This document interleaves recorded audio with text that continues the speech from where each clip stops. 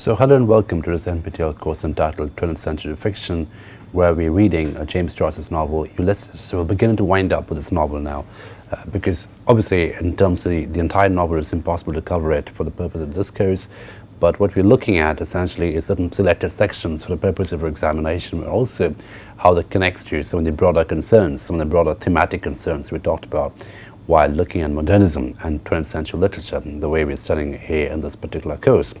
Now we'll just skip into page 1022 in this particular version, which should be on the screen, and this is a conversation that Leopold has with a sailor inside a shop, a pub or a coffee shop. It's not very clear what the shop is, but it's a space where people come and go to talk about different things. They read newspapers, they drink, they have small, petty, sometimes meaningless conversations. So it's a very liminal kind of a space where Bloom encounters a sailor, and obviously the figure of the sailor is important because, as we all know, this novel is a very interesting retelling of the Homeric Odysseus, which is entirely about sailing, it's entirely about coming back home, it's entirely about sailors who lose directions. So the presence of the sailor is a very symbolic presence in this particular section, because what it does essentially is, again, it connects the mythical narrative with the modern narrative. So this is part of Joyce's mythic method, which he talked about already, in terms of how he uses certain characters and tropes and situations which connect to more mythical conditions. Okay, so this should be on the screen, and this conversation is something which we'll look at in some details. There ensued a somewhat lengthy pause. One man was reading at fits and starts a stained by coffee evening journal. Another card with the native's shore day. Another seaman's discharge. Mr. Bloom, so far as he was personally concerned, was just pondering in a pensive mood. So pensive becomes a very important mood in Ulysses, where Bloom and Dedalus, both of them, are reflecting on different things without really saying much. He vividly recollected when the occurrence alluded to took place as well as yesterday, roughly some score of years previously, in the days of the land troubles, when it took the civilized world by storm, figuratively speaking, early in the 80s, 81 to be correct, when he was just turned 15. So again, the whole idea of the Irish reform struggles, which are very political issues, are connected to micro-temporal conditions when Bloom had himself turned 15. And recollection or memory in Ulysses is a very sensory, affective, neural experience, existential as well. But also it's interesting how that keeps connecting to more political phenomena, more political events, more political narratives in that sense. "Aye, boss," the sailor broke in. "Give us back them papers." So sailor breaks in and he wants the papers back.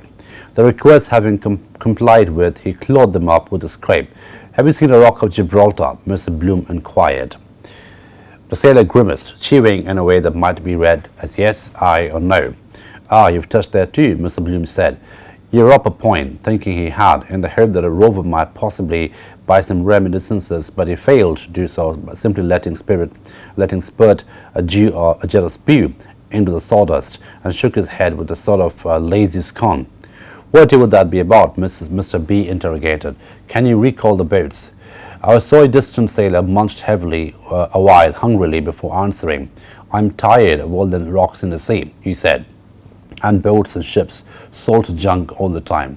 So you have the presence of a very, very tired or saturated sailor, and this idea of saturation becomes important. You become too full with the substance, you become too full with certain kind of materials which drown you. In the case of Bloom and Dedalus, they're full of memories, they're full of different kinds of time, which begin to drown them. So the whole idea of becoming full is very much part of the embodiment in Ulysses, and where you become full, and it obviously makes you immobile, it makes you enervated. So sailor over here is an example of one such full figure, one such enervated figure. Tired, seemingly, he ceased. His questioner, perceiving that he was not likely to get a great deal of change out of such a wily old customer, felt to wool gathering on the enormous dimensions of the water about the globe. Suffice it to say that, as a casual glance at the map revealed, it covered fully 3/4 of it, and fully realized accordingly what it meant to rule the waves. Right? So again, the whole idea of the romantic idea of the sea, the romantic geographical idea of the sea has been this massive water body which covered most of the earth, and this becomes a haunt Leopold Bloom's imagination. Whereas on the other hand, we have an actual sailor who's been to different parts of the world, to different parts of the sea, is actually tired of the sea. One person wants to get out of the sea, the other person wants to romantically engage with the sea. So again, the whole idea of getting in and engaging, and then on the other hand getting out and being innovative, is part of the liminality notion in Ulysses. So it's very liminal storytelling, getting in and getting out, and often simultaneous activity. So these two dimensions are important. The one dimension is the romantic dimension. Bloom wanted to get to the sea, and obviously this connects interestingly with the original tale of Ulysses. And the other is actually the figure of the sailor, one person who's actually been in the sea but wants to get out of the sea because it saturated him with salt and it sort of essentially drowned him. Okay. On more than one occasion, a dozen at the lowest, near the North Bull at Dollymount, he had remarked a superannuated old salt, evidently derelict, seated habitually near the not particularly redolent sea on the wall, staring quite obliviously at it and it at him, dreaming of fresh woods and pastures new as someone somewhere rings, and it left him wondering why. So again, the whole idea of a series of tired sailors becomes important in Ulysses, because tiredness in seafaring becomes a very important bit in the Homeric tale as well, getting tired in the sea. So this idea of a series, looking at a series of very tired sailors who are looking at the sea, who are staring back at them, which is staring back at them, becomes a very interesting image, a very moving visual image in Ulysses. So he's always wondered why they're so tired. He's always wondered why they look so oblivious and so memoryless, the sailors. Possibly he had tried to find out the secret for himself, floundering up and down the antipodes and all that sort of thing, and over and under. Well, not exactly under, tempting the face. And also at 20-0, there was really no secret about it at all. Nevertheless, without getting into the minutiae of the business, the eloquent fact remained that the sea was there in all its glory, and in the natural course of things, somebody or other had to sail on it and fly in the face of Providence, though it merely went to show how people usually contrive to load some sort of onus onto the other fellow, like the hell idea and the lottery and the insurance, which are run on identically in the same lines, so that for the very reasons, if no other lifeboat, Sunday was a highly laudable institution to which the public at large, no matter where, living inland or seaside, as the case might be, having it brought home to them like that, should extend its gratitude also to the harbour masters and Coast Guard service, who had to man the rigging and push off and out amid the elements, whatever the season, when duty called Ireland expects that every man, and so on, and sometimes had a terrible time of it in the winter time, not forgetting the Irish lights, Kish and others, liable to capsize in any moment, rounding which he once with his daughter had experienced some remarkably choppy, not to say stormy, weather. So we have this huge sentence, as you can see. It just goes on for almost 10 lines. But what has been said is interesting. We have, on the other hand, the insurance agents, the advertisements, the petty people like Bloom himself.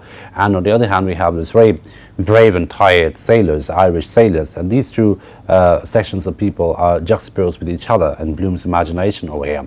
So whereas the inland activities are like petty activities and different things happening, which keeps the machinery of economy going, the machinery of sociality going, etc. The outland activities, outside the land, and outward activities of the sailors, they are the ones which, according to Bloom, bring real glory in modern times. There was a fellow sailed with me in the Rover, the old sea dog, himself a rover, proceeded, went ashore and took up a tough job as gentleman's valet at 6 quid a month. So again, the whole transition becomes interesting. This old sailor is beginning to speak now, and he says there was an old sailor, an old fellow with me who sailed to Rover, and then he subsequently became a gentleman's valet at 6 quid a month. So the transition from being this rough seafaring sailor to a gentleman's valet becomes very much a social rise in some estimation. Them are his trousers on me, and he gave me an oilskin and that jackknife. So he's essentially wearing the same trousers as that sailor had worn once upon a time. I'm game for the job, shaving and brush up. I hate roaming about. There's my son now, Danny, run off to sea, and his mother took Draper's and Cork, where he could be drawing easy money. So again, the whole idea of making money and being a different kind of person than a sailor is remarked upon over here. And a sailor obviously turns out to be a very cynical, exhausted, emptied out person who's emptied out as well as drowned with time, drowned with water, drowned with sea. And he's envying, his gaze is interesting over here. It's a very envious gaze on people who have good money-making jobs, people who make money by being valet of some gentleman working in a bank, which is supposedly easy money. Okay, what age is he? Queried one hearer, who, by the way, seen from the side, bore a direct resemblance to Henry Campbell, the town clerk, away from the carking cares of the office, unwashed of course, and in a seedy get-up and a strong suspicion of nose paint above the nasal appendage. So again, it's very random conversations in Ulysses are interesting because these, in some sense, are reminiscent of the conversations that happen in the Greek choruses or in the other choric characters in Greek tragedies. So you have this seemingly unimportant men coming together in a social space such as this, a pub, and then having this random conversations, inquiring about people's relatives and family, which in turn gives us readers information about these people's backgrounds. Okay. Why? The sailor answered with a slow, puzzled utterance. My son, Danny, he'll be about 18 now. Why, I figure it. The skibbereen father hereupon tore open his grey or unclean anyhow shirt with his two hands and scratched away at his chest, on which there was to be seen an image tattooed in blue Chinese ink intended to represent an anchor. So again, the whole idea of tattoo becomes important because the tattoo becomes a bodily inscription over here, which gives themselves a seafaring identity, and this tattoo in Chinese, which is intended to represent an anchor. Right, so this becomes a very interesting image. The tattoo of an anchor is obviously meant to identify him as a sailor, but at the same time it's an anchor which is supposedly to anchor him down. There was lice in that bunk in Bridgewater, he remarked, sure as nuts. I must get a wash tomorrow and next day. It's them bad lads I objects to. I hate those buggers. Suck your blood dry, they does.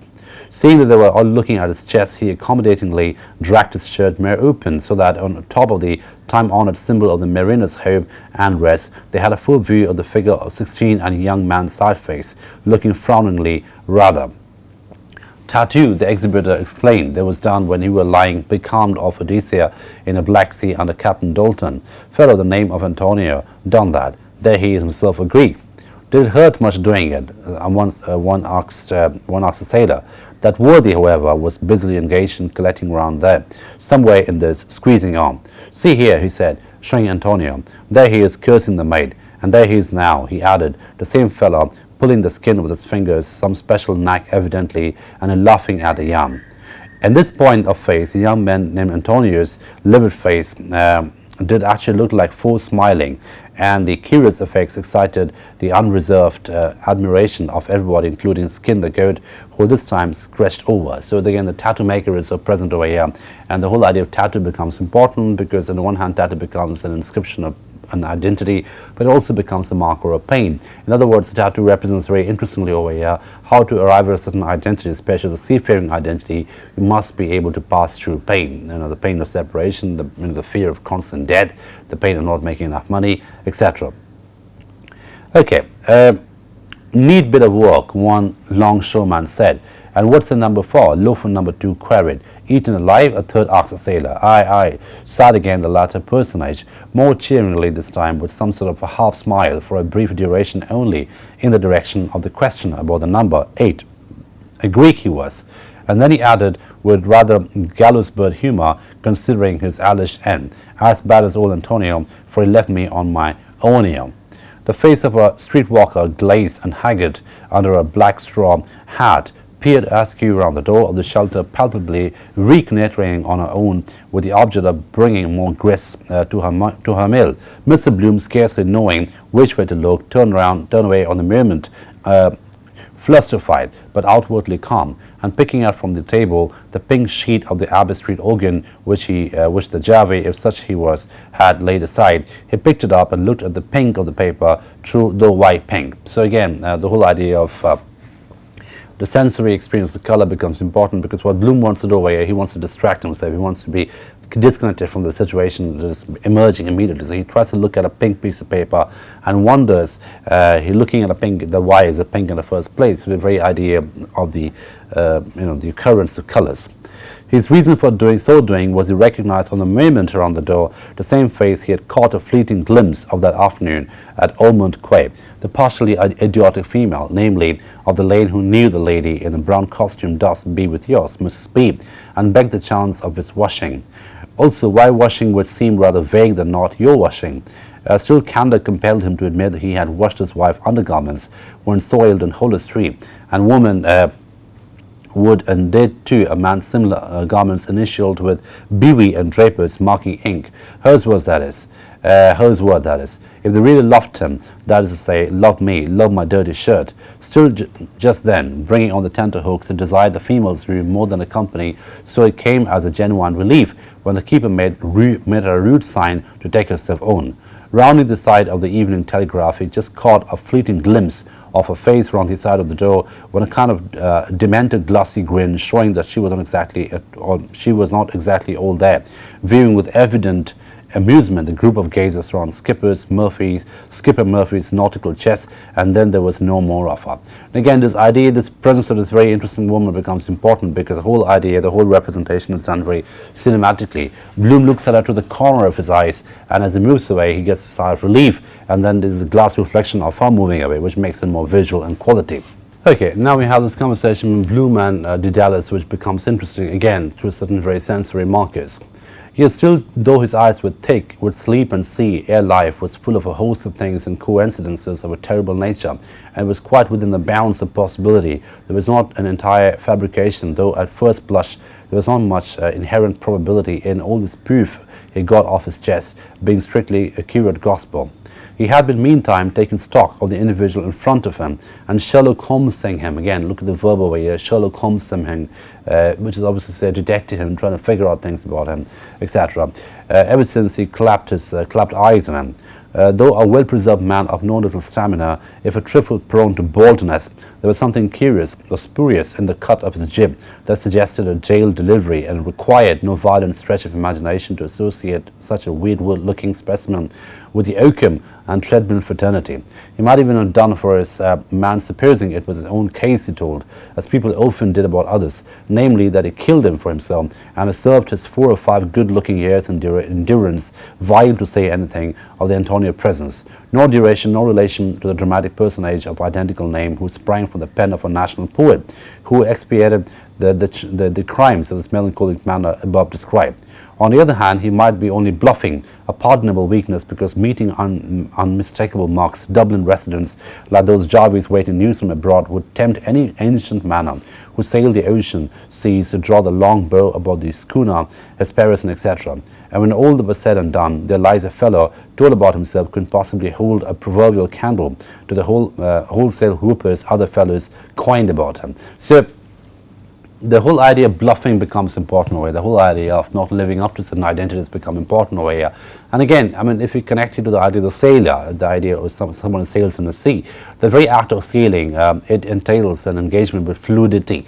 And that fluidity becomes part of the information creating and information consumption mechanism in Ulysses. And the identities become very, very fluid in quality. Okay, now we come to the final bit of this episode, which we talk about some details before winding up. Where Mr. B proceeds to stipulate in this conversation, you must look at both sides of the question. It is hard to lay down any hard and fast rules as to right and wrong, but room for improvement all round there certainly is, though every country, they say, our own distressful included, has a government it deserves. So again, this is a very political section of Ulysses, and among the many conversations Ulysses operates or generates, we have some very key political questions which keep coming up. But with a little goodwill all round, it's all very fine to boast of mutual superiority, but what about mutual equality? I resent violence and intolerance in any shape or form. It never reaches anything or stops anything. A revolution must come from the due installments plan.